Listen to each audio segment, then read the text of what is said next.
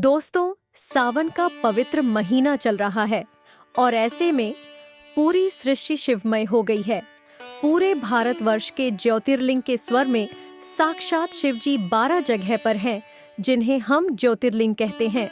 12 ज्योतिर्लिंगों में से दूसरे नंबर का ज्योतिर्लिंग जो है, उसका नाम मल्लिकार्जुन ज्योतिर्लिंग है। ये ज्योतिर्लिंग आंध्र प्रदेश और कुर्नूल जिले में नल्लामल्ला जंगलों के मध्य में स्थित श्रीशैलम पहाड़ी पर हैं। श्रीशैल पर्वत को श्री पर्वत या क्रोंच पर्वत भी कहा जाता है। ये मंदिर पहाड़ों पर स्थित घने जंगलों के बीच में है। धार्मिक ग्रंथों के अनुसार श्रीशैल पर्वत के शिखर के दर्शन मात्र से ही भक्तों के सारे कष्ट दूर होते हैं और अनंत सुख की प्राप्ति होती है। मल्लिकार्जुन की पौराणिक कथा क्या है, आइए जानते हैं।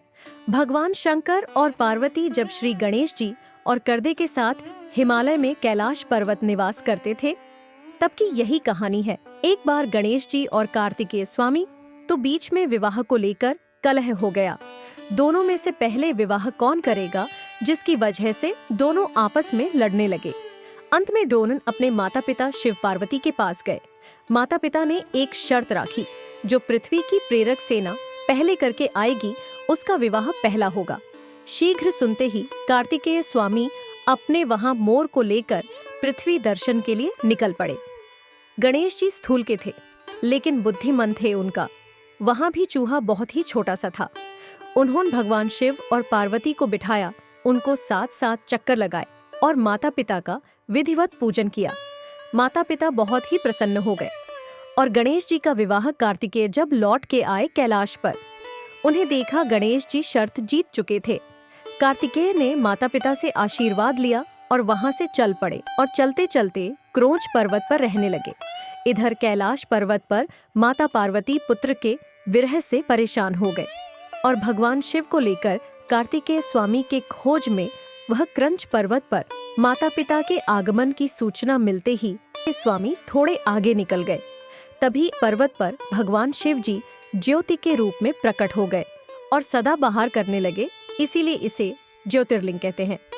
मल्लिका पार्वती का नाम है और शिव जी का एक नाम अर्जुन है, इसीलिए इस क्षेत्र को मल्लिकार्जुन कहा जाता है।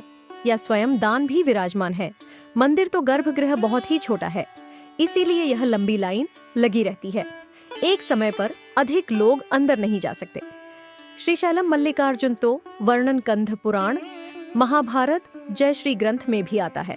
मान्यता के अनुसार आज भी स्वयं भगवान शिव प्रतीक माहिने की अमावस्या को कार्तिकेय स्वामी से मिलने आते हैं और माता पार्वती हर महीने की पूर्णिमा को अपने पुत्र से मिलने आती हैं।